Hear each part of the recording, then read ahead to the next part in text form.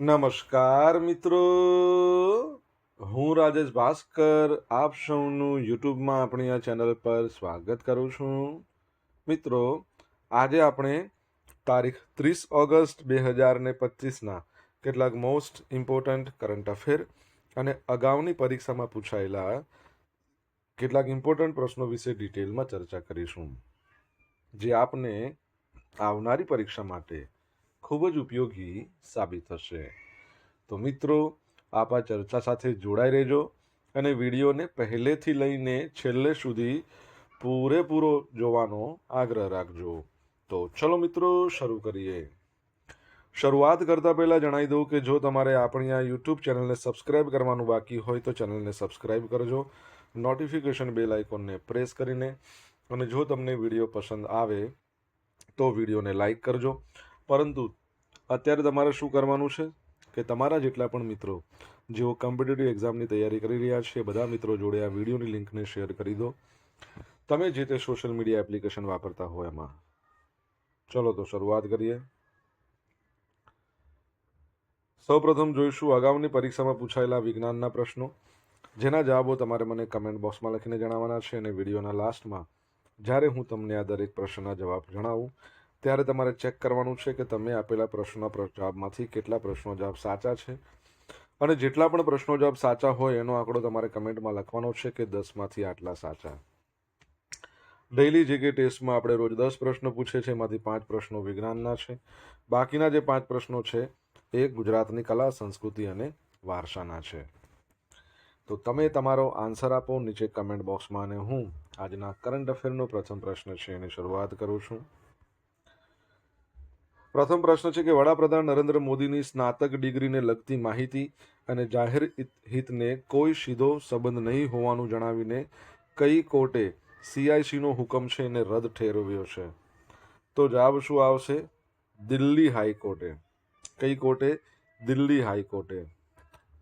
તો વડાપ્રધાન નરેન્દ્ર મોદી છે, એમની જે ગ્રેજ્યુએશનની ડિગ્રી છે એને લગતી માહિતી અને જાહેર હિતને કોઈ સીધો સંબંધ નથી એવું કોણે જણાવ્યું? દિલ્હી હાઈકોર્ટે. અને જે CIC છે એનો હુકમને રદ ઠેરવ્યો હતો. હવે વડાપ્રધાનની ડિગ્રીની જાણકારીને અંગત માહિતી ગણાવી છે. હાઈકોર્ટે તેને જાહેર હિત કરતાં સાવ અલગ બાબત જણાવી. અરજદારે શું કીધું, જેણે અરજી કરીને કે ભાઈ 1978માં BAની પરીક્ષા જેટલાએ પાસ કરી છે દિલ્હી યુનિવર્સિટીની, એ બધા વિદ્યાર્થીઓની વિગત જોવા માટે RTI રાઇટ ટુ ઇન્ફોર્મેશન જે એક્ટ આવ્યો હતો 2005 એ હેઠળ અરજી કરી. વડાપ્રધાન નરેન્દ્ર મોદી પણ આ જ વર્ષે સ્નાતકની ડિગ્રી હાંસલ કરી હતી.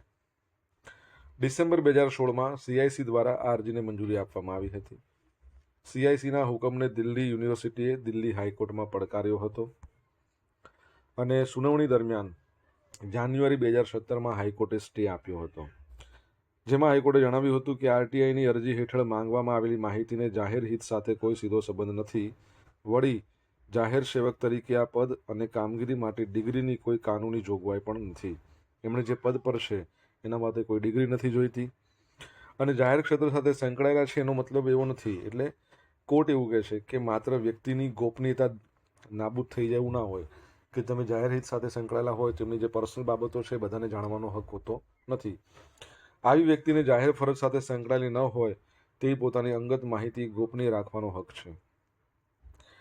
પ્રસ્તુત કેસમાં મેળવેલા ગુણ, ગ્રેડ, ઉત્તરવહી જેવી માહિતીઓ સ્પષ્ટપણે અંગત છે, અને તેને RTI એક્ટ કલમ 8(1) હેઠળ તેને સંરક્ષિત જાહેર કરાય છે. તમને ખ્યાલ છે કે રિસન્ટલી કઈ એક કોર્ટ છે જેના જજ હતા, જેમની ઉપર લોકસભામાં મહાભિયોગ કરવામાં આવ્યો? કઈ કોર્ટ અને એ જજનું નામ શું? કરોડો રૂપિયા મળ્યા હતા એમના નિવાસસ્થાનેથી, અમુક બળી ગયેલી નોટો પણ હતી. કમેન્ટમાં લખો તમને જવાબ આવડતો હોય તો.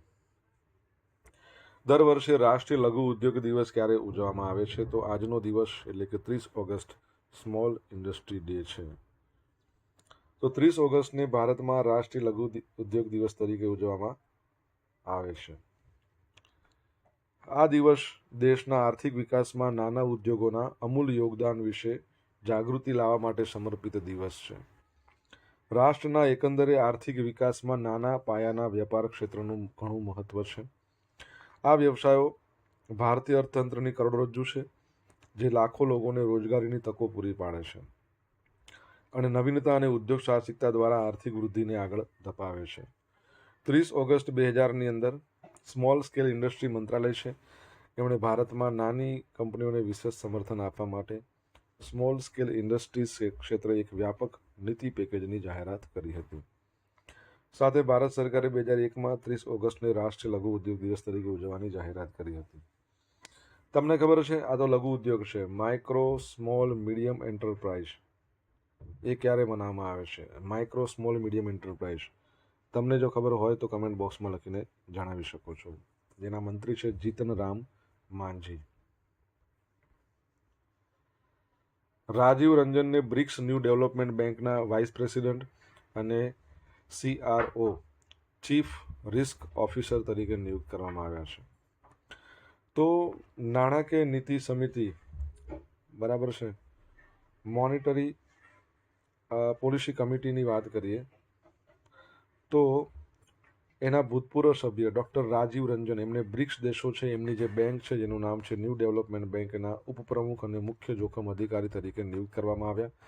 આપણે 1-2 દિવસ પહેલાં ભણ્યા હતા, તમને ખબર હોય તો. આમણે MNCના ભૂતપૂર્વ સભ્ય હતા, એમની જગ્યાએ નવા સભ્ય બનાવવામાં આવ્યા છે. કોને? ઇન્દ્રનીલ ભટ્ટાચાર્ય, યાદ રાખજો. હવે આપણે અહીંયા વાત કરી રહ્યા છીએ રાજીવ રંજન. ડૉક્ટર રાજીવ રંજનને 35 વર્ષથી વધુનો અનુભવ છે. 1989માં રિઝર્વ બેંક ઓફ ઇન્ડિયા RBIમાં પોતાનો કાર્યકાળ શરૂ કર્યા પછી મે 2022થી એક્ઝિક્યુટિવ ડિરેક્ટર અને મોનિટરી પોલિસીના સભ્ય તરીકે સેવા આપી હતી. એમણે સેન્ટ્રલ બેંક ઓફ ઓમાન એમાં 2012થી 2015 આર્થિક નીતિ નિષ્ણાંત તરીકે કામ કર્યું હતું અને ગલ્ફ અર્થતંત્રમાં મેક્રો ઇકોનોમિક્સ સલાહકાર કાર્યોમાં પણ યોગદાન આપ્યું હતું. એમણે દિલ્હી યુનિવર્સિટીની દિલ્હી સ્કૂલ ઓફ ઇકોનોમિક્સમાંથી અર્થશાસ્ત્રમાં માસ્ટર ડિગ્રી અને મુંબઈ યુનિવર્સિટીમાંથી અર્થશાસ્ત્રમાં PhDની ડિગ્રી મેળવી હતી. બરાબર છે. અહીંયા બ્રિક્સ બેંકની વાત છે, ન્યૂ ડેવલપમેન્ટ બેંક 2014માં જેની સ્થાપના થઈ, બરાબર છે.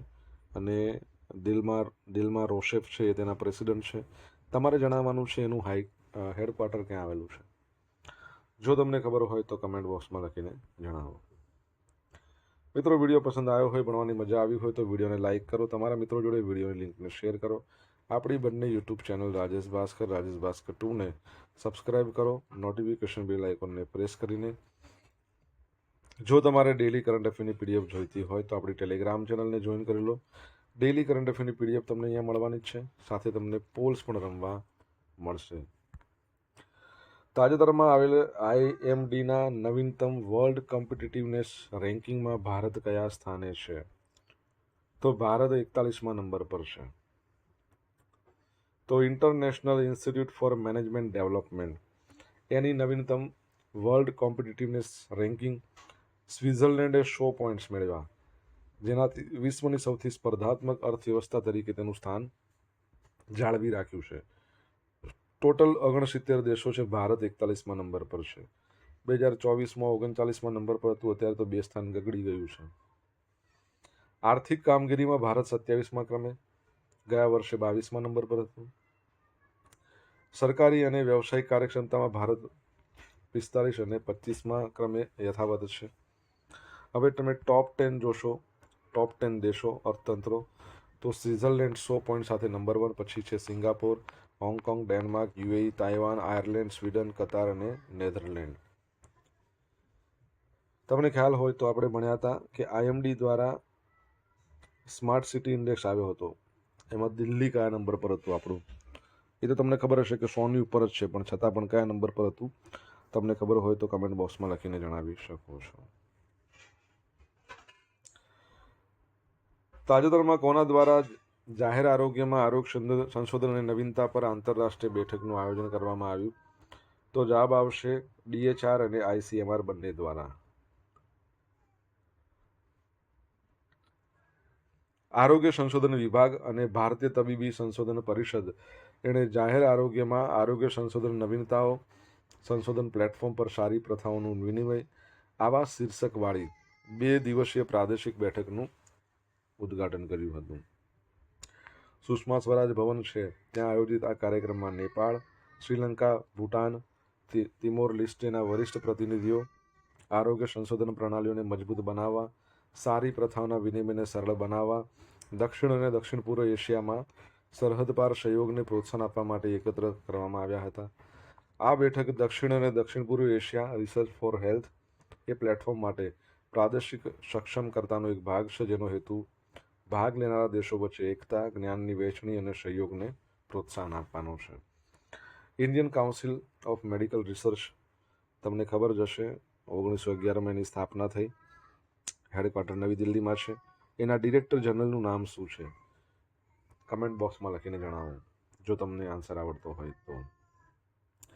Commonwealth weight lifting championship Ajay Babu વલ્લુરીએ ગોલ્ડ મેડલ જીત્યો. તો કોમનવેલ્થ વેઇટ લિફ્ટિંગ ચેમ્પિયનશિપમાં અજય બાબુ વલ્લુરીએ ગોલ્ડ મેડલ જીત્યો. અમદાવાદમાં ચાલી રહી છે, તમને ખબર છે. પુરુષોની 79 કિલોગ્રામ કેટેગરીમાં તેઓ લાવ્યા છે. અજય બાબુએ કુલ 335 કિલોગ્રામ વજન ઉઠ્યું.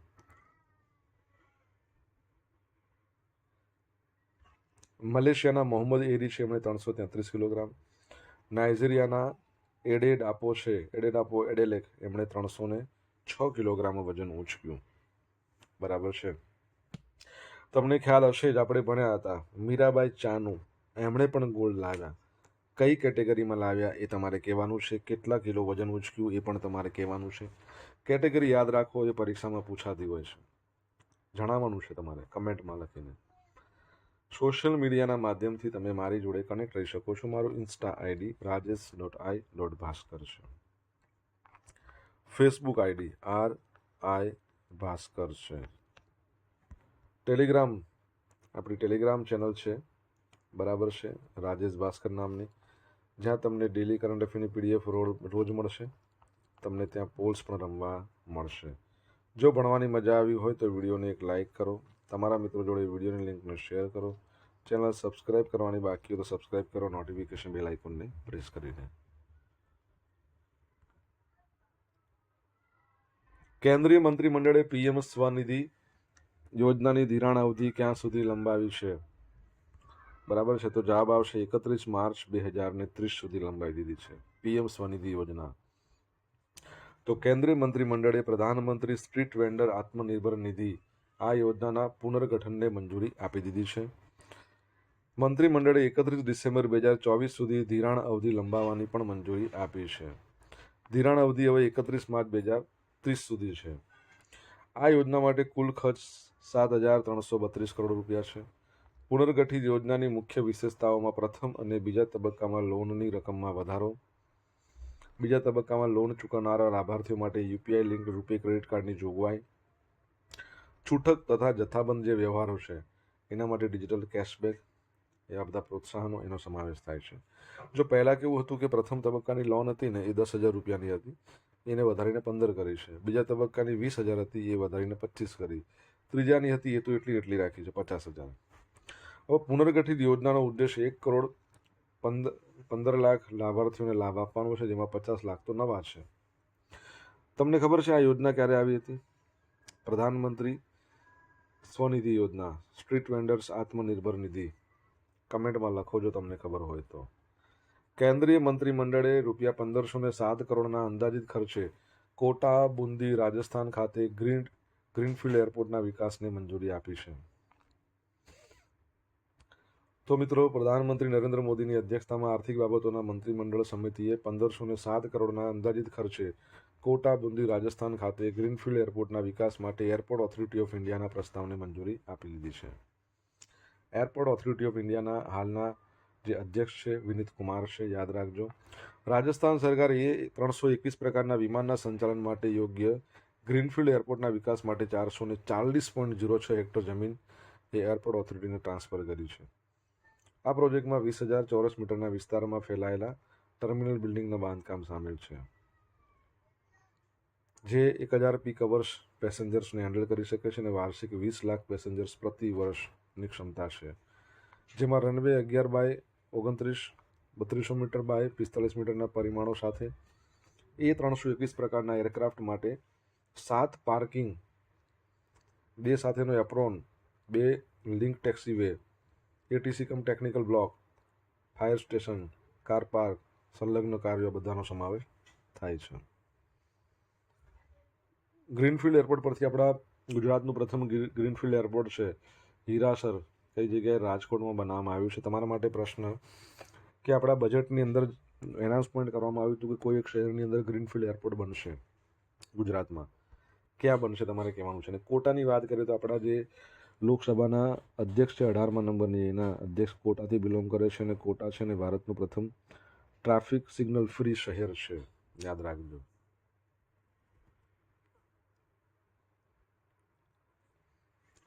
હવે જોઈશું અગાઉની પરીક્ષામાં પૂછાયેલા વિજ્ઞાનના પ્રશ્નો. પહેલો પ્રશ્ન, મેલેરિયા રોગ શરીરના કયા અંગને અસર કરે છે? બરોળ. શેની ખામીના કારણે મધુપ્રમેહ ડાયાબિટીસ થાય છે? ઇન્સ્યુલિન. લાલ રક્તકણોનો સામાન્ય જીવનકાળ કેટલો હોય છે? 100 થી 120 દિવસ. કયા વિટામિનની ખામી આંખને નુકસાન કરે છે? Vitamin A. સૌર પરિવારનો સૌથી મોટો ગ્રહ ગુરુ, સૌથી નાનો બુધ.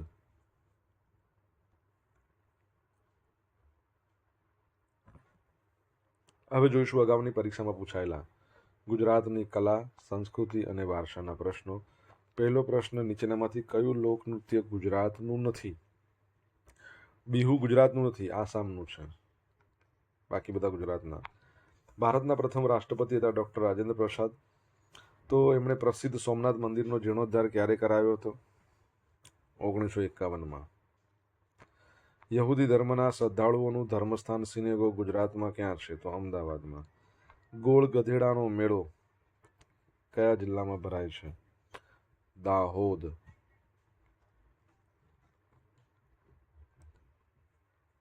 સ્વામિનારાયણ સંપ્રદાયના વિશ્વ વંદનીય સંત પ્રમુખ સ્વામી મહારાજ તાજેતરમાં બ્રહ્મલીન થયા તે સ્થળનું નામ? સાળંગપુર. હવે મિત્રો જોશું ગઈકાલે પૂછેલા પ્રશ્નો. જ્યાં પહેલો પ્રશ્ન, તાજેતરમાં ગુજરાત એસટી નિગમના કર્મચારીઓના મોંઘવારી ભથ્થામાં કેટલા ટકાનો વધારો કરવાની જોગવાઈ છે? 2%. સેકન્ડ પ્રશ્ન, અમદાવાદમાં યોજાયેલ કોમનવેલ્થ વર્લ્ડ ચેમ્પિયનશિપમાં મીરાબાઈ ચાનુએ કયો મેડલ જીત્યો? ગોલ્ડ મેડલ જીત્યો. હવે આપણે આજે પૂછેલા પ્રશ્નોના જવાબ જોઈ લઈશું. પહેલો પ્રશ્ન પૂછવામાં આવ્યો હતો કઈ હાઈકોર્ટના જજ? તો અલ્હાબાદ હાઈકોર્ટના જજ યશવંત વર્મા, એમના પર મહાભિયોગની પ્રક્રિયા લોકસભામાં ચાલુ કરવામાં આવી. સેકન્ડ પ્રશ્ન, એમએસએમઈ દિવસ ક્યારે મનાવવામાં આવે છે? Micro small medium enterprise day, 27 જૂન. ત્રીજો પ્રશ્ન શું હતો? New development bank, BRICS bank જે કહેવાય છે, એનું હેડક્વાર્ટર ક્યાં આવ્યું છે? શાંઘાઈ. ચોથો પ્રશ્ન, આઈએમડી જે સ્માર્ટ સિટી રેન્કિંગ હતું એમાં દિલ્હી 104 નંબર પર.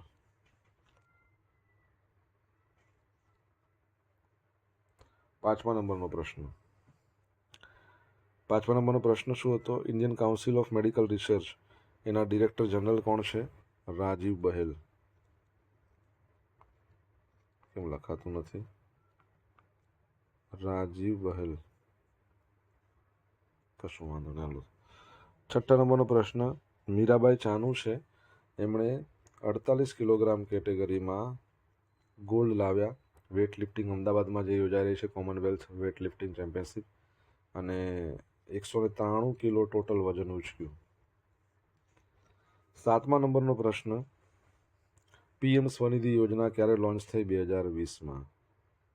આઠમા નંબરનો પ્રશ્ન, ગુજરાતમાં કયા સ્થળે આપણા બજેટમાં વાત કરી હતી કે ગ્રીનફિલ્ડ એરપોર્ટ બનાવવામાં આવશે? તો દાહોદની અંદર ગ્રીનફિલ્ડ એરપોર્ટ બનશે, ખાસ યાદ રાખજો. હવે મિત્રો જોઈશું ગઈકાલના કરંટ અફેરમાંથી પૂછેલા કેટલાક ઇમ્પોર્ટન્ટ પ્રશ્નો, જેના જવાબો તમારે મને કમેન્ટ બોક્સમાં લખીને જણાવવાના છે. પહેલો પ્રશ્ન, તાજેતરમાં સચિવાલય ગાંધીનગર ખાતે નવીનીકરણ કરાયેલ કુંજ વાટિકાનું કોના હસ્તે લોકાર્પણ કરાયું? સેકન્ડ પ્રશ્ન, વૈશ્વિક આધ્યાત્મિક સંમેલનનું આયોજન ક્યાં કરવામાં આવ્યું છે? તમને જો જવાબ આવડતો હોય તો કમેન્ટ બોક્સમાં લખીને જણાવજો. તો આ હતા આજના દિવસના કેટલાક મોસ્ટ ઇમ્પોર્ટન્ટ કરંટ અફેર. સાથે આપણે જોયું અગાઉની પરીક્ષામાં પૂછાયેલા ઇમ્પોર્ટન્ટ પ્રશ્નો, એના જવાબોની સાથે. આશા રાખું બધાને ભણવાની મજા આવી હશે. મજા આવી હોય તો વિડીયોને લાઇક કરો, તમારા મિત્રો જોડે વિડીયોની લિંકને શેર કરો, આપણી બંને યુટ્યુબ ચેનલ રાજેશ ભાસ્કર 2ને સબસ્ક્રાઈબ કરો, નોટિફિકેશન બેલ આઇકોનને પ્રેસ કરીને. તો thank you so much for watching this video. Have a nice day. Jai Hind, જય ભારત, જય જય ગરવી ગુજરાત.